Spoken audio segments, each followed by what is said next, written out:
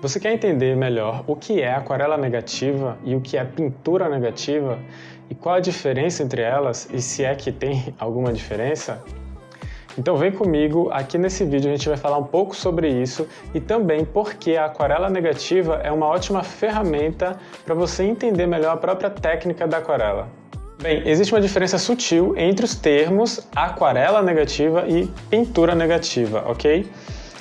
Na verdade, aquarela negativa nada mais é do que um termo, que tem sido utilizado para se referir ao uso da aquarela em um processo de pintura negativa, ok? É simples assim. Mas vamos entender então que a pintura negativa ele é um termo maior, mais abrangente, certo? E que ele na verdade se refere muito mais a um tipo de, como se fosse um processo de pintura do que uma técnica de pintura, ok? Então a gente vai falar rapidinho sobre o que é essa pintura negativa, de onde ela vem e por que utilizar a pintura negativa na técnica da aquarela, no tipo de trabalho de aquarela, ele pode dar grandes resultados e até melhorar o seu entendimento da própria aquarela em si.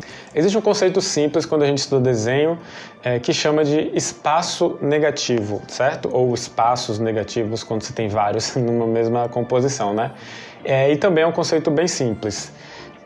Espaço negativo, ele é aquele espaço em que ao redor, certo? De uma forma que é chamada de forma positiva, certo? Então, é fácil visualizar quando a gente imagina uma silhueta de uma forma, né? Então a gente tem uma figurinha ali e quando a gente pensa só na silhueta dela, sem pensar nos detalhes, no refinamento interno daquela figura, vamos visualizar somente a silhueta dela, certo? Aquela silhueta ali, ela está definindo uma forma e todo o espaço ao redor dela, que não é ela, dentro da sua composição de folha ali, é chamado de espaço negativo, ok? E isso se torna fácil de exemplificar, com um desenho animado. Vamos imaginar aqui o Papaléguas correndo numa certa direção e atravessando uma porta. É uma cena clássica, de alguns desenhos animados acontecer coisa desse tipo. Então vamos imaginar o Papaléguas aí atravessou uma porta de madeira. E quando ele atravessou essa porta, ele deixou um buraco na porta, que é o contorno certinho dele por onde ele passou, É um tipo de cena clássica aí em desenhos animados. E quando a gente deixa essa marca, essa silhueta, todo aquele pedaço daquela porta, toda aquela parte de madeira, aí seria o nosso espaço negativo. Vamos imaginar que o retângulo da porta é o nosso papel e aí tem aquela figura ali do Papaléguas, certo? A silhueta dele. E a gente recortou ele dali.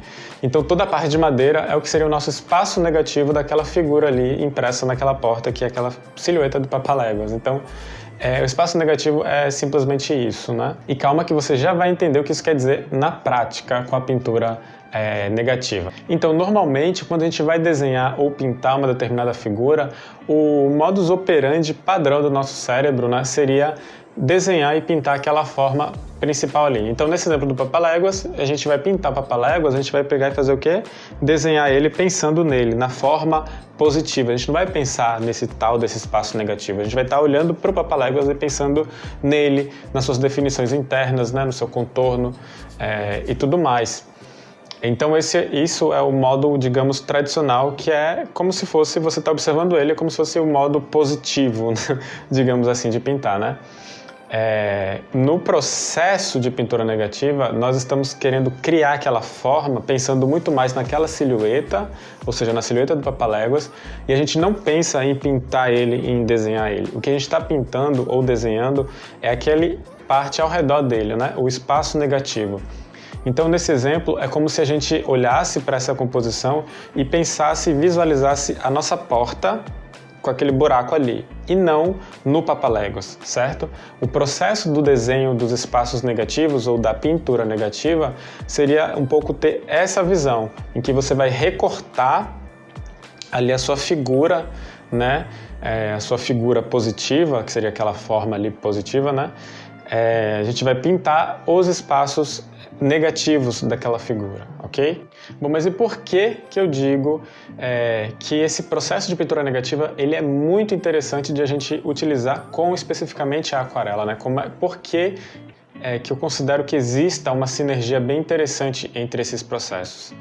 Eu vou falar sobre isso rapidinho, mas antes tem mais uma coisa fundamental, muito interessante e curiosa sobre o desenho dos espaços negativos ou da pintura negativa, né? Antes de a gente entrar na sinergia com a aquarela, que é o seguinte: o desenho dos espaços negativos ele é bem importante, bem interessante como exercício até para o próprio aprendizado do desenho, porque ele exercita de uma forma bastante eficiente a sua capacidade de observação, né, de observação das suas referências para tentar fazer um desenho ali com base em uma referência, né?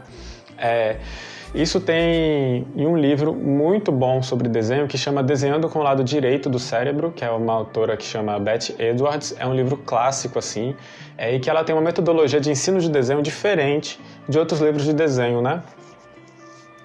Que falam de simplificação da forma e tal, né?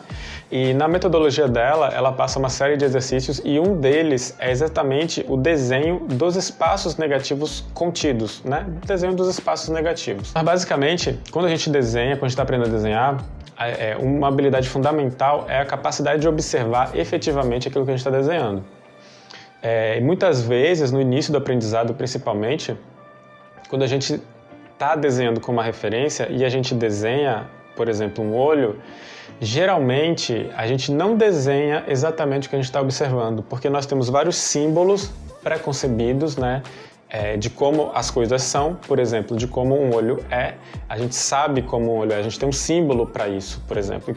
Então, quando a gente desenha um olho de referência, quando a gente ainda não aprendeu a observar de verdade, a gente vai olhar para aquela referência. Quando a gente desenha, a gente não vai desenhar o que a gente está olhando, a gente vai desenhar o que a gente conhece sobre o olho. Então, por isso que, às vezes, no início do aprendizado, as coisas não batem direto, né? Ou quando a pessoa ainda não tem essa percepção de que ela não está, de fato, observando a referência dela. Então, a gente desenha algo que não é o que a gente está observando. E o que acontece com o desenho dos espaços negativos? Ele permite com que você preste atenção em uma parte ali da imagem, da sua composição, né? Que você não tenha um símbolo pré-concebido, né? Já que você está desenhando os espaços negativos, por exemplo, uma cadeira ou uma série de folhas ali intercortadas, né? Você não está olhando para a cadeira, você não está olhando para as folhas, você está olhando para os espaços negativos ali. E aquilo ali não tem um símbolo pré-concebido para você, você não tem um símbolo do que é aquele espaço, porque ele não é um objeto concreto, ele não é uma coisa que você conhece. Então você começa a forçar a sua capacidade de observação, porque você começa a ter que desenhar algo que você não conhece, que você não tem símbolo, né, para aquilo. Então é um dos exercícios que ela passa e é muito interessante. Portanto, quando você faz pintura negativa, você também está estimulando um pouco essa capacidade de observação, né? É um tipo de exercício bem interessante para fazer para quem está também aprendendo a desenhar aí, né? Bom, então, e qual é a sinergia do processo de pintura negativa com a aquarela, né? Vamos lá, a aquarela ela é uma técnica em que você vai utilizar, né, o tipo de material em que você vai utilizar um processo em que cada vez que você aplica tinta, cada vez que você aplica uma camada de tinta, você tende a escurecer, né, a sua imagem, né, a sua pintura, porque ela é transparente, então você não consegue colocar uma cor clara em cima de uma cor escura, né? Você não consegue clarear uma área que você já escureceu com uma cor mais escura. Quando a gente vai trabalhar com pintura negativa na aquarela, e especificamente falando de pinturas em que a gente vai tender a ter camadas de fundo, né, camadas mais distantes ali da sua imagem, mais escuras, e as camadas da frente mais claras, quando a gente quer esse tipo de resultado na aquarela, naturalmente você tem que fazer a pintura negativa porque você não consegue clarear. Então, se os meus planos superiores, né, se eu estou fazendo uma floresta em que eu tenho a parte mais clara dela, são as árvores mais próximas de quem está observando aquela pintura, né? Eu não posso pintar aquilo ali de um cinza, de uma cor neutra ali, de uma cor intermediária escura ali, e depois pintar os caules dessa árvore mais na frente de branco, por exemplo, né, de uma cor clara, porque a aquarela é transparente. Então, quando a gente vai fazer essa composição em que a gente tem várias camadas de árvores, por exemplo, e aí, no final, no fundo, a gente tem as árvores mais escuras, porque elas estão mais para dentro da floresta, naturalmente a gente tem que fazer pintura negativa com aquarela, porque a gente não vai conseguir clarear. Se a gente escurecer essas árvores mais da frente, a gente não clareia mais, né? Então, por causa da transparência da aquarela, né?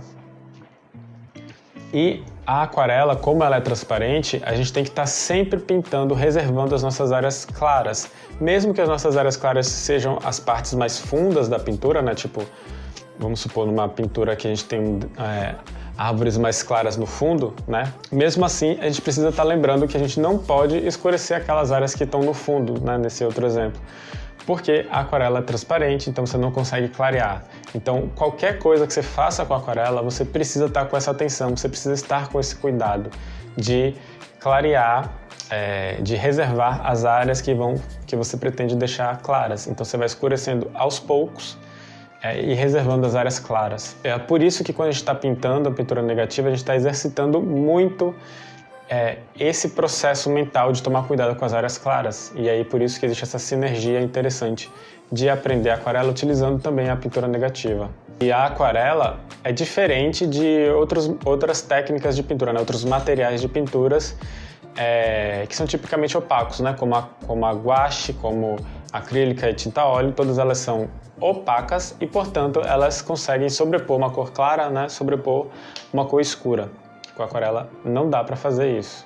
E por fim, para deixar mais algumas dicas de estudo, né, com aquarela negativa, eu vou deixar um link aqui, não sei, nos cards, na descrição do vídeo, enfim, você pode encontrar por aí um link para um outro vídeo que eu tenho, que eu passo vários exercícios específicos de pintura negativa para você fazer e praticar um pouco esse processo mental, né, da pintura negativa.